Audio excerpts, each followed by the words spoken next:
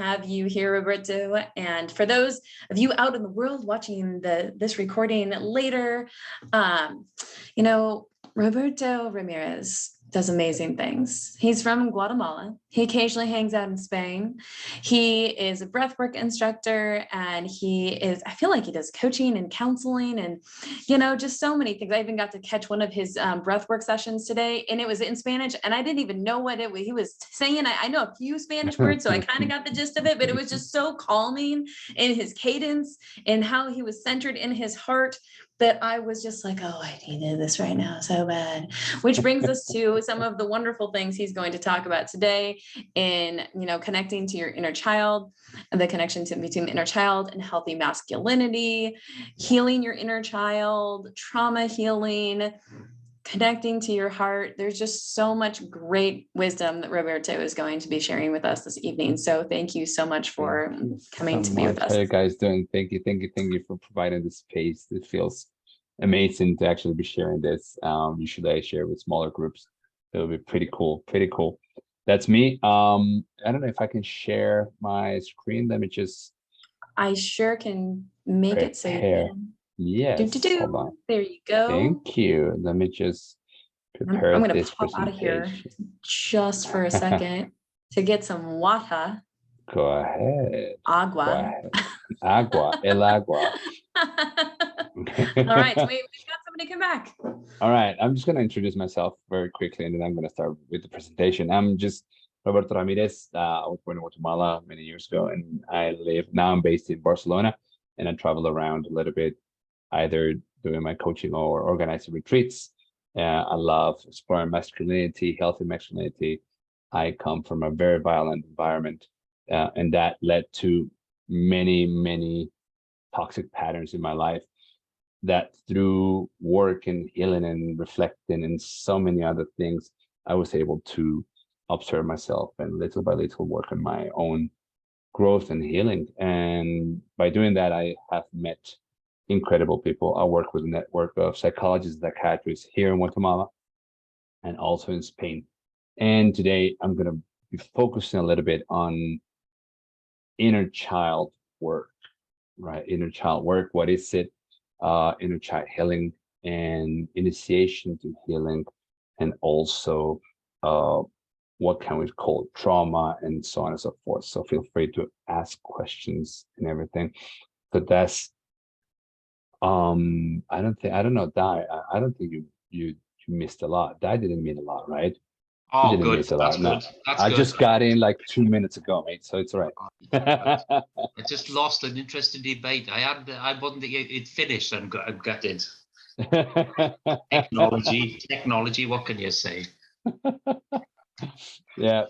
So basically, that's what I'll be talking to you guys about. All of this is strongly related to compassion work, inner compassion, self-compassion, breath work, and meditation. I will talk a little bit, very little about it. So let me share my screen and the presentation, and then we'll be able to do it. There you go. Here it is. So basically, can you guys see my screen? Say yes. Yes, perfect. So this is me. This is my introduction. Here's my Instagram and my website, Create Mindset. My idea of mindset, of the work that I do, is basically just to understand that our mindset has a lot to do with how we live our lives and what we get in our lives. So as long as we are always in creation, always transforming, it will be a lot better, because you will end up getting what you want. I'm a holistic life coach, breath work, and mindfulness and meditation teacher. And today I'll be talking about the inner child work and healing. How can we do it? I will provide a couple of tools that you guys can actually use at home. And the deeper you go, it is always recommended to do it with either a guide, psychotherapist, or some sort of friend there, where you can find some love and support. Another man is usually very important. It depends on your energies, but usually if you find your tribe, stick to it. One good example of how this works, all the work that they do in AA, usually they don't hire psychologists. They just go there and share. They open their vulnerability. And lots of them end up being able to heal and become responsible of your inner child. Inner child work didn't start that long ago, about 50 or 60 years ago, as we know it. However, if you look back thousands of years ago, it was already there, right? So the idea about healing, I like changing this word healing to becoming responsible of your inner child. Automatically, if we become responsible of our inner child, we literally change our lives. We cannot be victims of our lives. So I love this phrase, this Rumi phrase: outside of the garden of right doing and wrong doing, there's a field. I'll meet you there. Why do I like this? Because outside in that field where Rumi invites us to meet, there are no labels. And in order to heal, we need to get rid of those labels, because those labels have power, have energy, good, bad. You have misbehaved, you have not misbehaved. And you will see later on in this little speech that those labels really affect how we behave with our inner child. The faster we get rid of those labels, the faster I become responsible for him or her, the faster I accept him and her, and I can actually heal her or him, right? Now, this beautiful phrase, I love it. Why am I going to talk to you about this? I'll go into that later. It says, when you focus on you, you grow. When you focus on shit grows. What word do you remember more of this beautiful phrase? Usually people say shit, right? Usually. I've only encountered two people that have said focus. One said focus and the other said grow. The rest of people say shit. Automatically, our minds focus on the bad. Our minds is a beautiful mechanism, and it works to protect us, to keep us alive. We'll always focus on the bad, always, because bad means danger. The thing is that this system was created 250,000 years ago. So there are no tigers and no lions outside that want to eat you. So, but the same system is designed to focus on shit, right? The first phrase, when you focus on you, you grow, it's a universal secret that if you do it, if I focus, the more I focus on you, the more I'm going to grow. But no, usually we focus on shit, right? Why am I saying this? Because your focus is going to shape your life. We become masters of our lives once we learn to master our focus. Let's reflect upon our focus energy and the time we invest in those. I'll show you a little video now where we will see how focus influences. And we usually laugh at this, but it is exactly like that in our daily lives. I want you to remember a phrase: the way we do anything, we do everything, right? So the way we focus on things is the way we focus on life. The way the Vedic philosophy said the way of the inside is the way of the outside.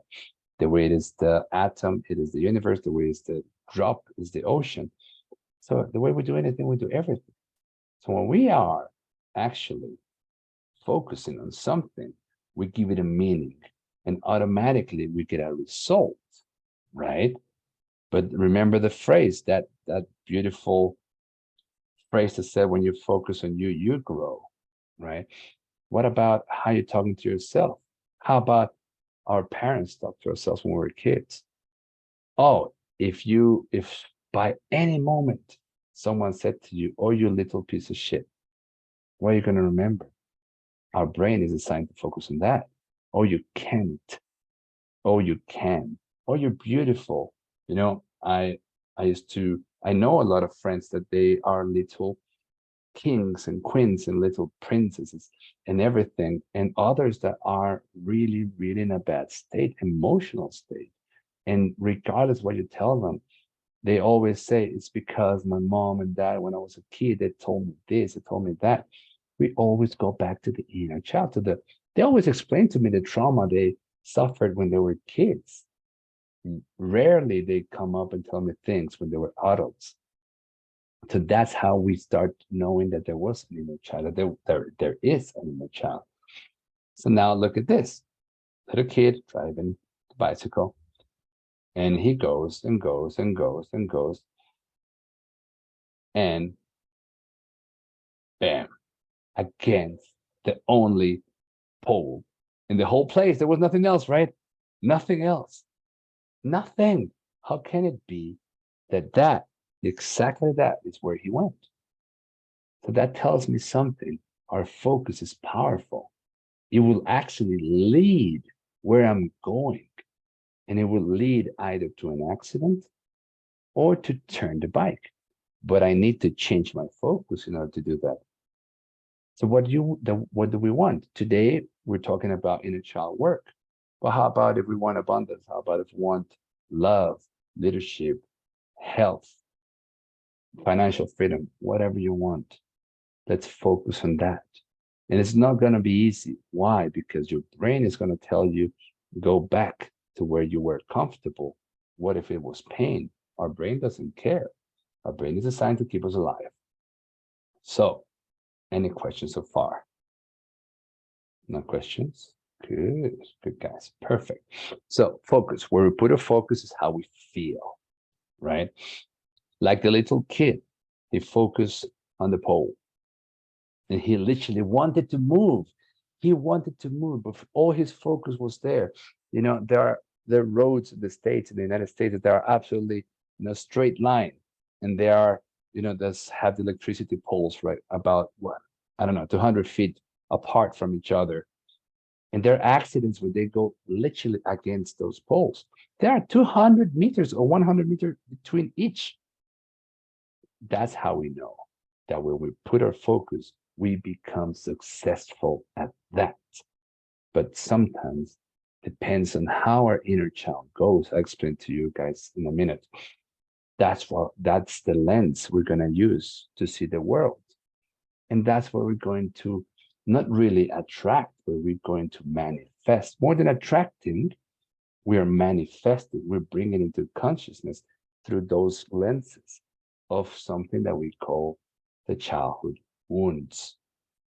I'm not really going to focus on the childhood wounds today, because that's a very, very deep topic.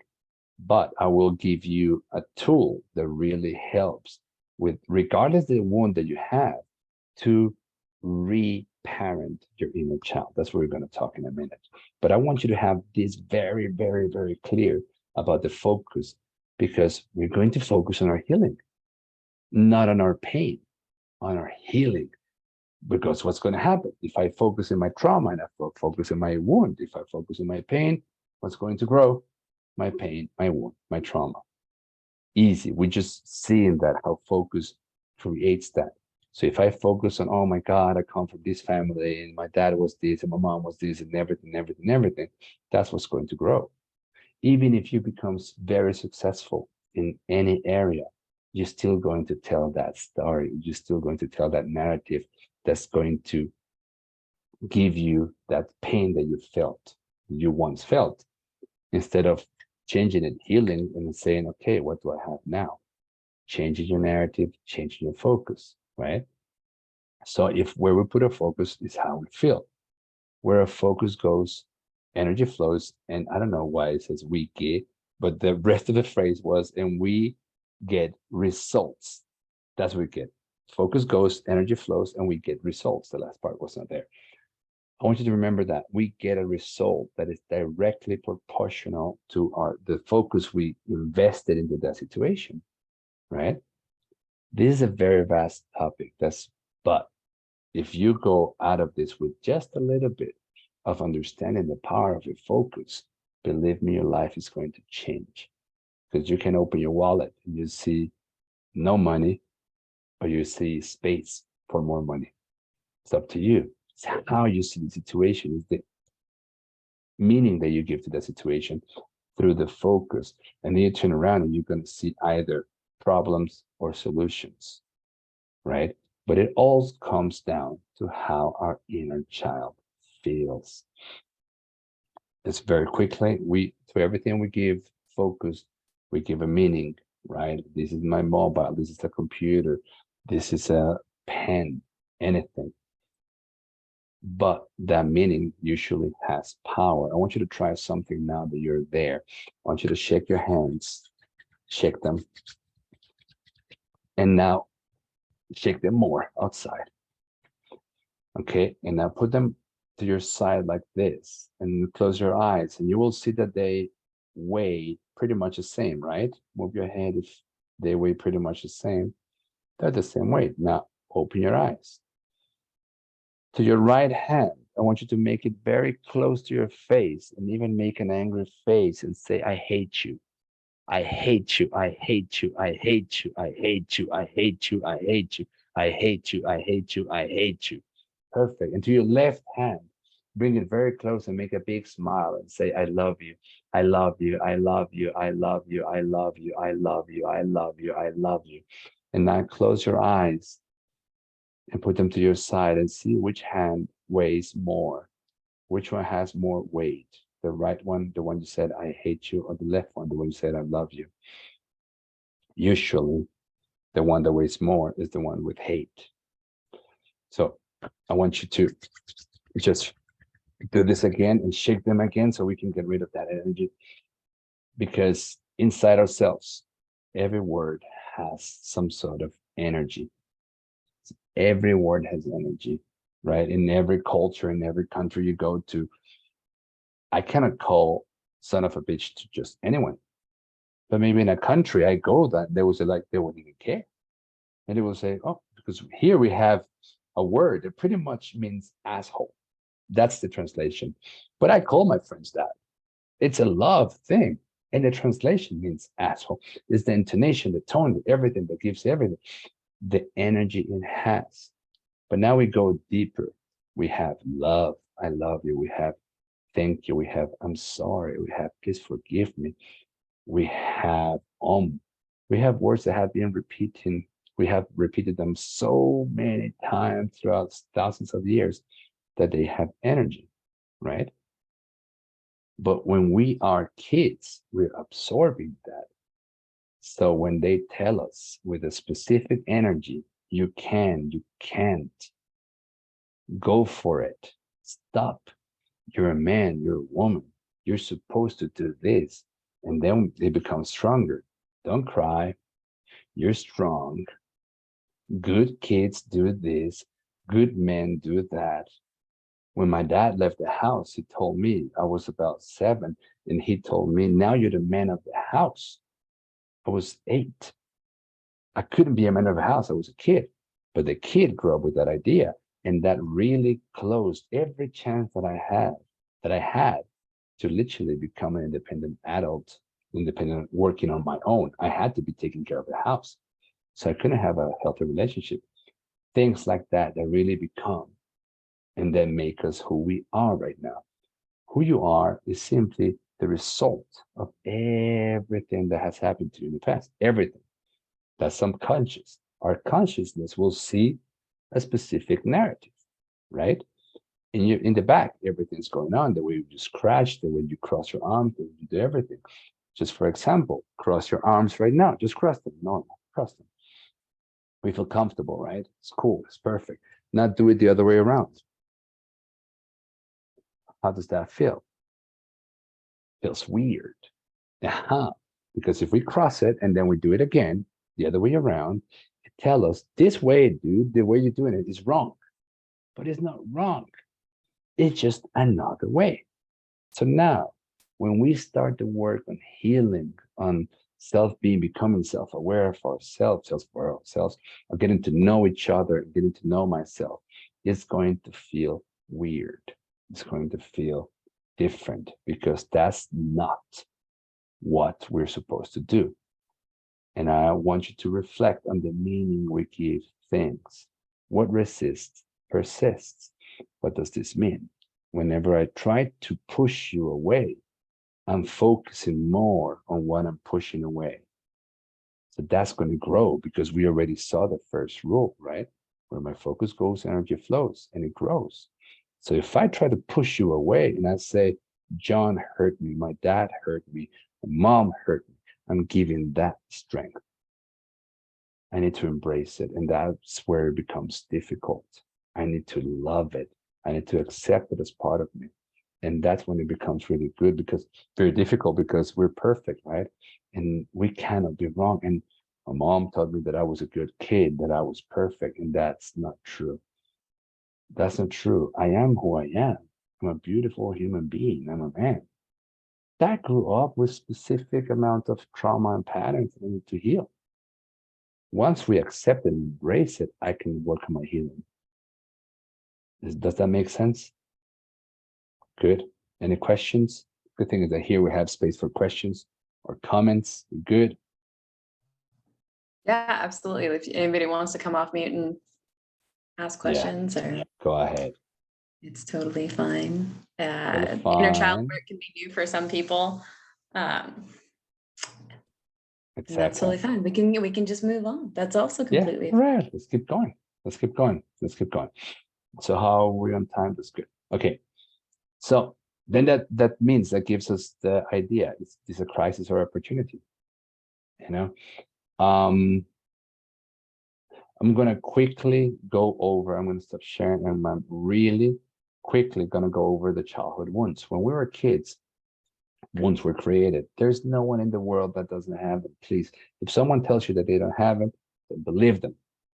Don't believe them. We all have it, and write it down. We have 5 childhood wounds, which are injustice, rejection, betrayal, humiliation, and abandonment.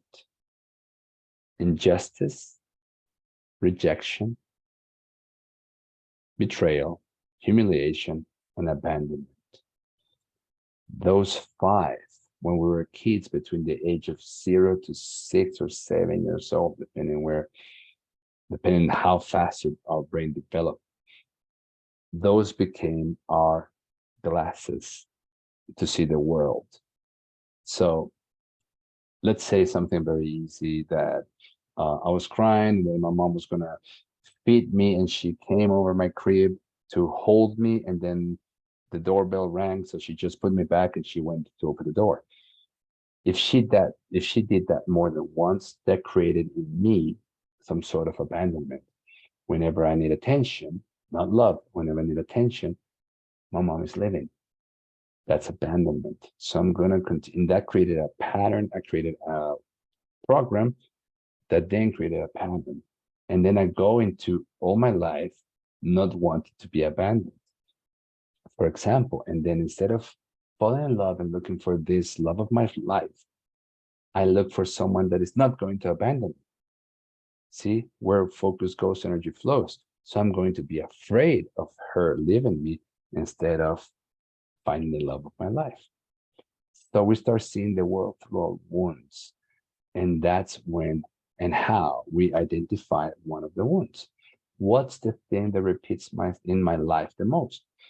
For example, out of those 5, I have had more injustices, more betrayals, more abandonment, more rejections, more humiliations. And then you start seeing, okay, this is my wound. That becomes easier to deal when you go to your child, to talk to that child. In my case, the phrase I say to my child, I say, I'm here with you. I'm here with you became very strong for me because my wound was abandoned, right? For example. But I want you to just think about, what wound do you have? How do we know this? If a specific event happened in your life that bothered you, how did you see it? As an injustice, as a rejection, as a betrayal, as a humiliation, or as an abandonment? And then you will realize, for example, a client the other day was telling me a story, and she said, oh, and this happened at the office. That was so unfair. I don't like things that are unfair. That was not unfair. And then she said something that was a massive betrayal. Like literally someone had just put a knife in her back. And she said, oh, so I just talked to him and continued my day. She didn't care about the betrayal. She cared about the injustice, for example. And to her, if when we started seeing her map, we started understanding that the betrayal was a repeated pattern in her life. That's what she saw. So we had to go to her inner child and talk to her. And she started getting answers. But that's how the work started, being honest with ourselves. Good. Okay, now we can go back to the presentation. here. Okay, good. So far so good. So now, in order to actually work in any sort of healing, we need to have compassion, and we need to have self-compassion. This is super important for us to understand, but it is a difficult task. Why? Because whenever we try to talk about compassion, compassion means to do my best to understand what you're feeling as if they were my feelings, right? So, but how do I do this? It is very hard because let's do very simple examples. If I start talking to you about how happy I am when I watch my favorite cartoon when I was a kid, you guys are going to think of your favorite cartoon automatically. You're not going to think about mine. You're going to think about how you felt when you were watching your favorite cartoon. Makes sense, right? That's an easy one. But how am I going to be compassionate towards someone, I don't know, that has PTSD because they spent 2 years in Afghanistan? I haven't been there. I haven't been in war. I don't know how that works. So I need to start working on that. The best way to do it is to start being self-compassionate. We didn't know anything different at that moment. We did exactly what we thought that we had to do, regardless of what we knew was right or wrong. We just did it. So once we start understanding myself, and I said, okay, this is what I did, instead of punishing me, we will understand this and just accepting me. It will go somewhere. But there is no compassion without the following. There's no compassion without respect. There is no compassion without respect. First of all, that's the first step of compassion, and imagine self-compassion. So that means that I need to have respect for you, but in order to have self-compassion, I need to be respectful towards me. It doesn't exist. Once I understand that I can respect myself, I have to accept myself. I have to, the way I am. And once I respect and accept, I can understand what's going on with me. I can be compassionate and say, oh my God, really? I was 5, 6, or 7 years old when this happened. Of course I was sad. Of course I was confused. Of course I didn't know what I was supposed to do because I was a kid. Does that make sense? Respect. Without respect, there's no compassion. So that's our first step, an acceptance. And then we can be compassionate towards people and towards ourselves. And that's the beauty of it. Then we have compassion. Perfect. And then we have this little kid inside. So now what we're going to do is that I want everyone to simply close your eyes and imagine yourself in a place that you relate yourself, a happy place. This has got to be a happy place that you relate yourself with when you were a kid. Can be school, can be home. It's a safe place. If you don't have one right now, simply create one. Create the one that you would have liked. Good. This is very fast and very easy. And right there, I want you to start looking for yourself. Start looking for yourself as a kid. And imagine yourself, and now visualize yourself. And go towards that little kid and just simply say, I see you in your mind. I see you. I see you. I see you. I see you. Now look, pay attention to your body and look for the place in your physical body where you feel that your child lives, your inner child, and put your hands on that place. Put both of your hands on the place where you feel that your inner child lives. And with your hands on that place, you simply say, I accept you, I respect you, and I honor you. I respect you, I accept you, and I honor you. I love you, I love you, I love you. And right there where you are, make a big smile with your heart. Feel like your heart can actually smile. Inhale and exhale. And open your eyes. This is a very short version of how to find our inner child, right? There's many ways, but I want you to honestly just simply have that figure, that idea on how your inner child looks like and where he or she lives in your body. Because now we have adults with little kids living inside themselves. And then my inner child has been so traumatized that became a rebel.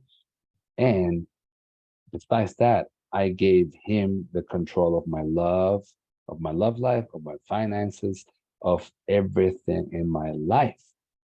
When the only thing that these kids want is love.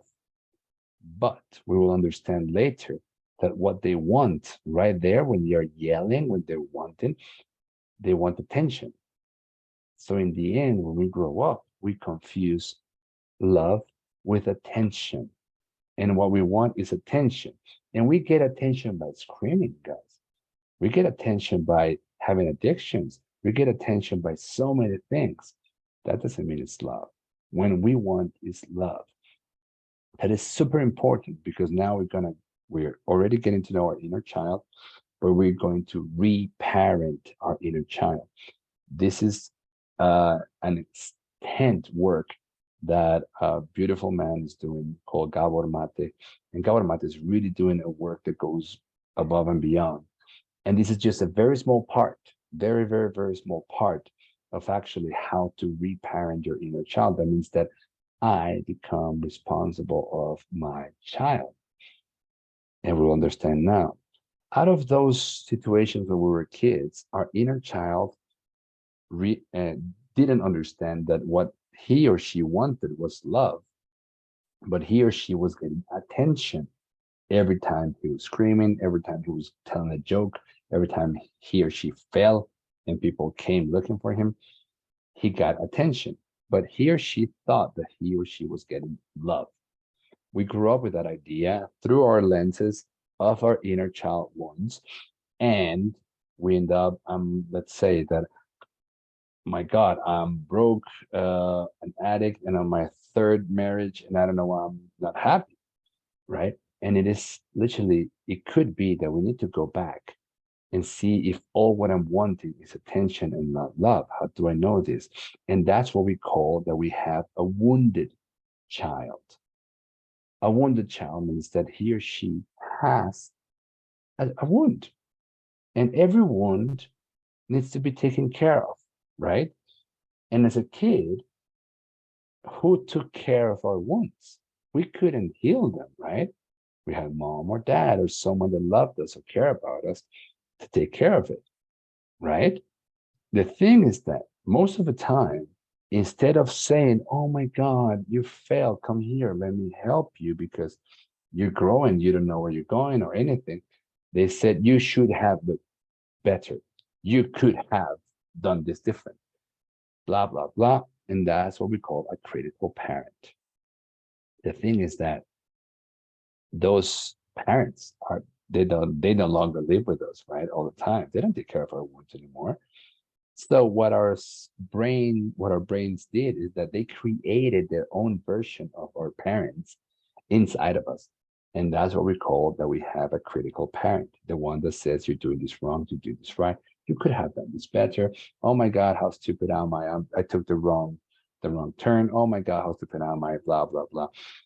So it simply is talking. My critical parent is talking to my wounded child, and it becomes an absolute circle, like a hamster wheel. It goes over and over and over and over. This brings me to something called the drama triangle, or the Cartman drama triangle. And it has three main actors, always. Every drama has three main actors. Has a victim, a savior, and an aggressor. Victim, savior, aggressor, or perpetrator. Depends where you read it. And this will create drama in your life. Right? I come from Latin America, so that means there's a lot of drama. We pretty much invented telenovelas. So this is key to every telenovela, right? We have it everywhere. So, and that's basically critical parents talking to wounded child or children, and it just drags everyone and everything to a drama. And that all happens inside my own personality. So it's pretty much a mess. Let's say that I have a betrayal wound, right? When I was a kid, my dad said, listen, if you do this, I'm gonna buy you this. And my dad, what he didn't do this, I did it. And he gave me something totally different, which created a betrayal wound. So I go throughout life wearing my glasses of betrayal. And whenever someone does something different of what they said, to me, it's a betrayal, right? So my critical parent would say to me, oh my God, you should have picked better. You can pick better friends. You should do this. You could have done that.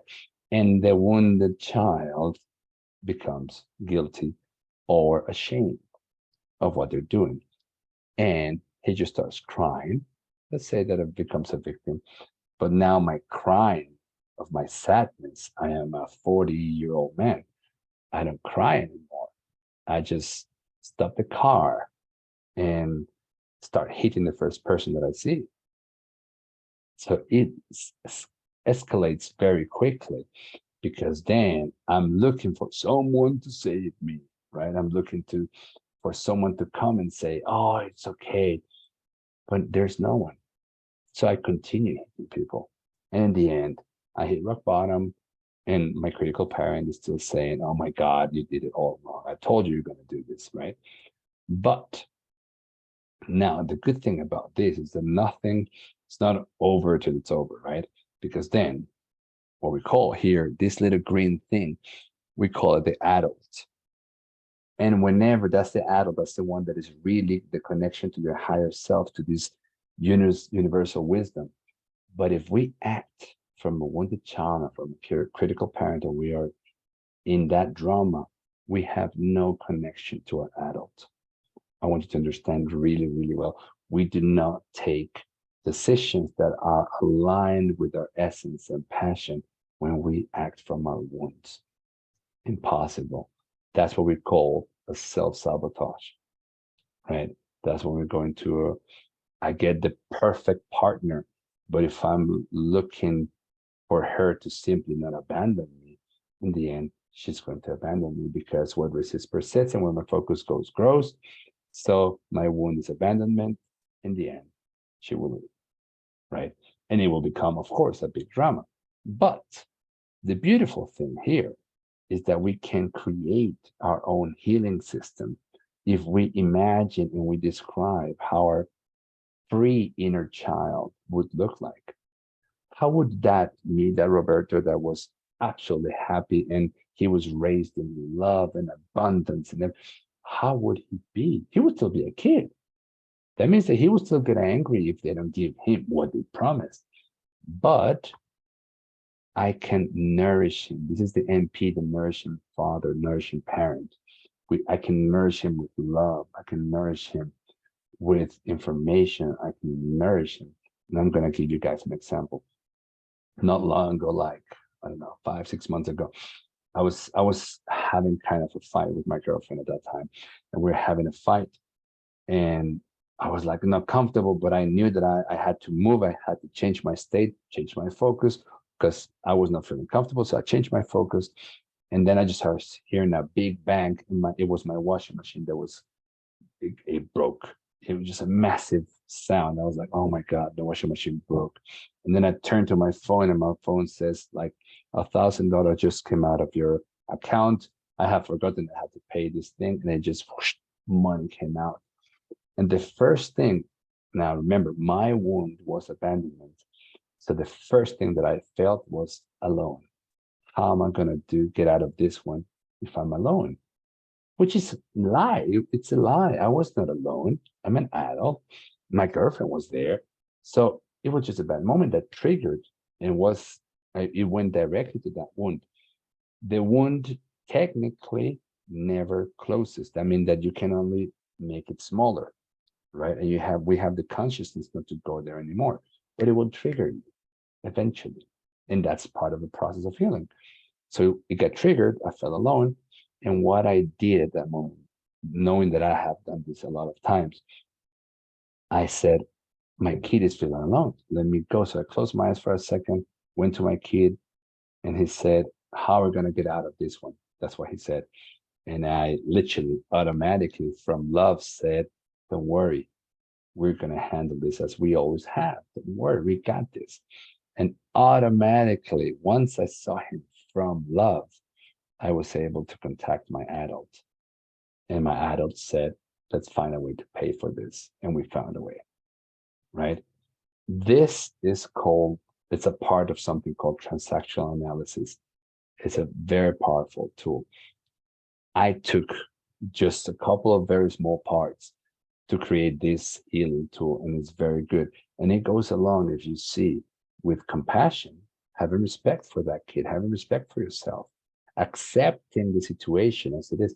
I accepted that I was not in a good emotional state. I accepted that my kid was hurt. I accepted that I felt alone. And that way I could actually say, oh my God, I'm just feeling alone. And then my kid felt alone, and I could actually nourish and to take responsibility for my kid. And that led me to have an answer for the situation. This tool will get you out of the drama automatically, regardless what it is. We men, we need to understand what are our energies. In my case, for example, I have a lot of testosterone. I'm a big man. So that means that I have energy and I like to take action. And if that is not healed, if I work from that action, from my wound, it's going to end up in drama. If I harness it and I work from love, then I'll be able to construct. Remember, energy can destroy or construct. That's male energy, right? Action. So we need to understand this, and we need to know ourselves. The more I know myself, the easier it will be. Oh, good, we're perfect on time. Because then we say we are what we repeatedly do. Excellence then is not an act, but a habit. So if you take the word excellence out and you put healing, healing then is not an act, it's a habit. The faster, the more I repeat this little exercise, the more I repeat this, the faster I'm going to heal, and I'm going to become stronger. Life is not going to get easier. I'm going to get stronger, right? And I love this one. It says, I want happiness in this month. Takes the whole thing away. Takes the I away, then remove the want, the desire, and we will have happiness, right? I am happy. The way we talk about I am healed, I am a work in progress, I am growing, I am healing. Whatever you say about yourself is going to be true. And whatever you feel about yourself is going to be true towards you. And usually it comes from your inner child. Go talk to your little one. Grab him and her and give her and him love and just what do they want. And that way you can surrender to the process, right? Which is tough, but it's very powerful. And that's basically the whole thing in a nutshell. And to finish, I simply want to do a small meditation. So if you can, please turn your cameras on so I can see you. And we'll do a very, very small meditation. And at the end, you can write down the words and keep them for you, and you can use them every single day. Okay. So the meditation goes like this. So make yourself comfortable, sit down with both feet on the ground, right?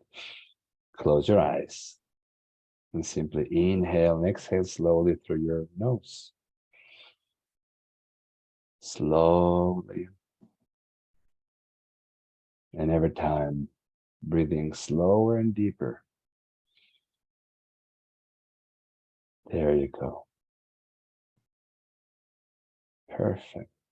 Now I want you to take a big, deep breath. And when you exhale, exhale with a big sigh. Inhale and exhale. Ah. One more time. Inhale and exhale. Ah. And the last one. Inhale and exhale. Ah. There you go. Now simply imagine that you are walking on a path. This is your universe, so make it as beautiful as you can. It's a beautiful path. It's your path. And I want you to visualize it so strong that you can even hear your footsteps on the ground. Maybe you can even feel the warmth of the sun on your skin. Maybe you can hear what's happening around you in that place. Because now, at the end of that little path, I want you to start walking towards the end, because now, like magic, a massive tree appears right there. Beautiful, massive tree. And it has a little swing in one of the branches.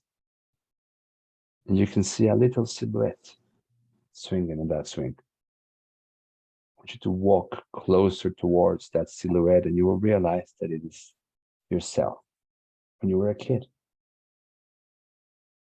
Get closer to that little one. And I want you to look at that little one in the eye.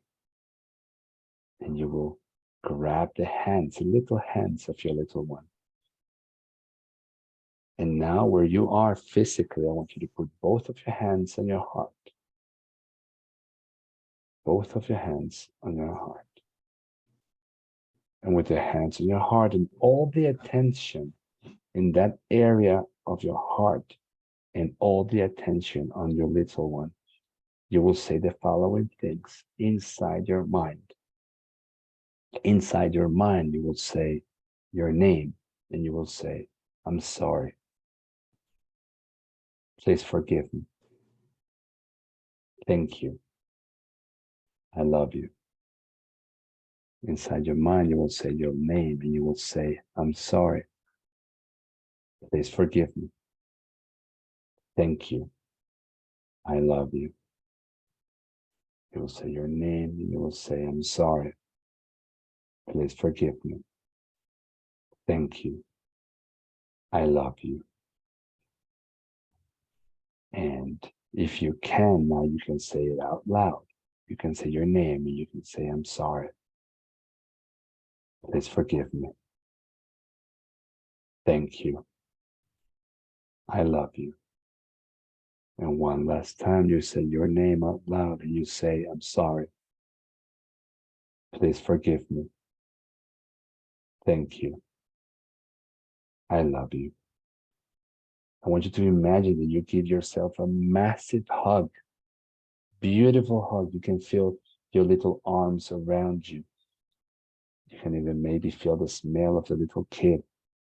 And you will whisper in his and her ear, you will say, I respect you. I accept you. I honor you. And I love you. I respect you. I accept you. I honor you. And I love you. You will keep on hugging that little one. And I'm going to say some words and you're going to fill in the blank. You're going to say, I am sorry for, and you fill in the blank. I am sorry for. Please forgive me for.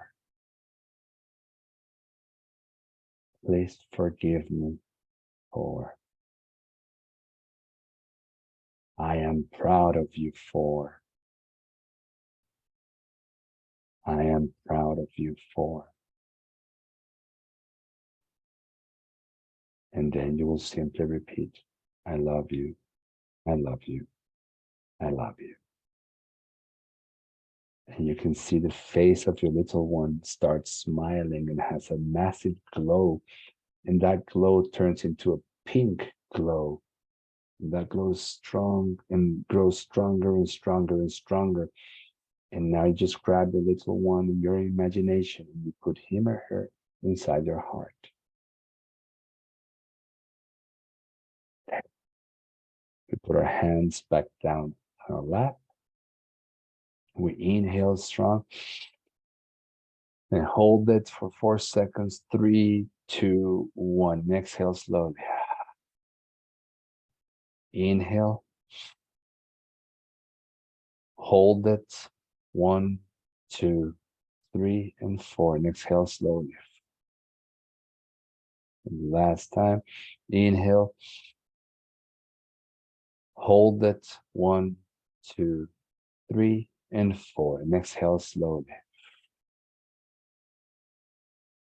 Put all your attention where you are, and slowly, whenever you're ready, open your eyes.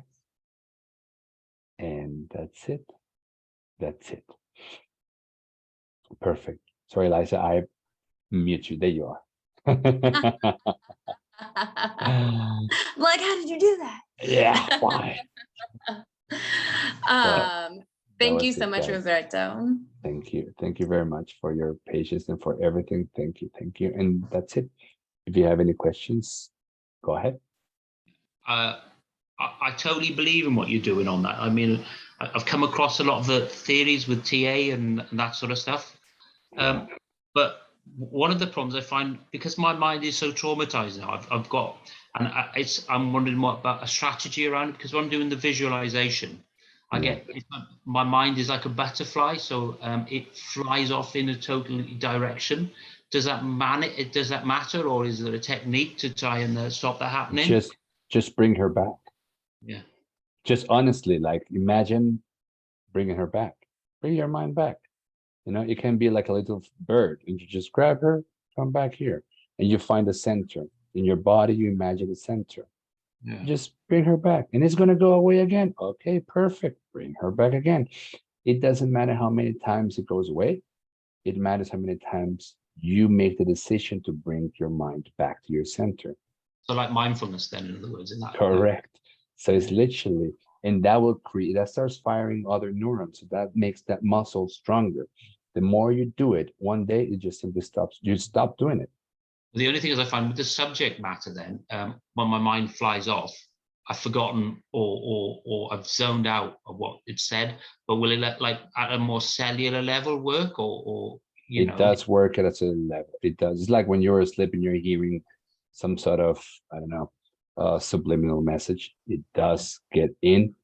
The idea here is to do it consciously, because when we do it consciously, then that means you can do it every day, because what we're doing is you're doing conscious work. And the idea is to become conscious of your own healing. It does help already. It's doing some work, right? But if I become conscious of it, then that's my new personality. That's my new me. And when I have a new me, then I'm in charge of it. So the more I do it, if you go away, you simply do it again.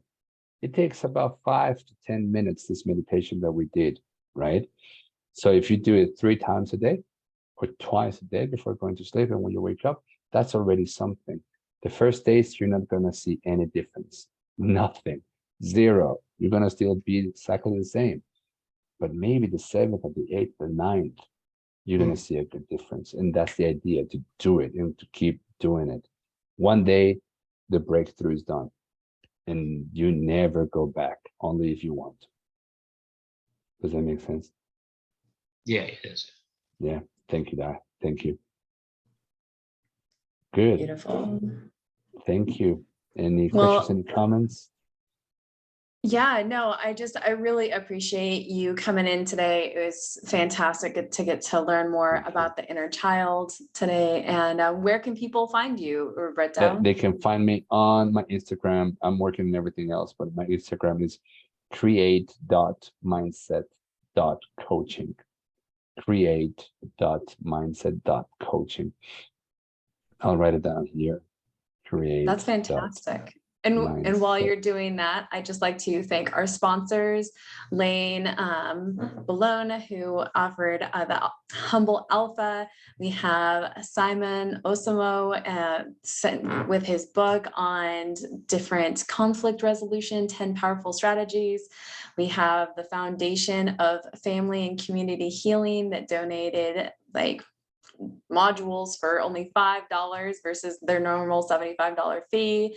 And tomorrow we will have one audience member who gets to win a 3-month coaching program. Gosh, you can tell it's the end of the day. I'm like stumbling over my words. We're so close. A 3-month coaching program with Brett D. Scott. So just so much available for the people that were on.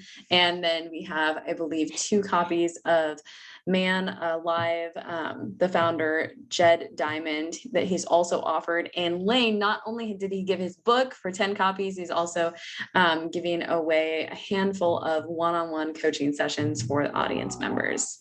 So yes, I'm very grateful for our sponsors, and then supporters who promoted the event were Stray Fit with Anthony Strayhorn and the Fatherhood Foundation, which is fantastic. So supporting fathers everywhere. Thank you. And of course, Thank you myself very with much. Global Equine Affiliates. Who pretty much created this whole thing. Thank you. Just forgot myself for a minute. I'd be like, oh, well. Thank you. Thank you so much, guys. Thank you very much. You're very welcome. All That's right. it for So me. yeah, we hope to see you guys tomorrow, maybe from 10 a.m. Eastern Standard Time to 4, and then the VIP session is from 4 to 5. And Di, you actually get to be on the VIP session if you would like to, Cool. since you've been so active Amazing. today. Love it. Yeah, that's a wrap, guys, unless you have any other questions or comments before we wrap. I'm good. If anyone has any other comment or question, just send me a message on Instagram or send me an email.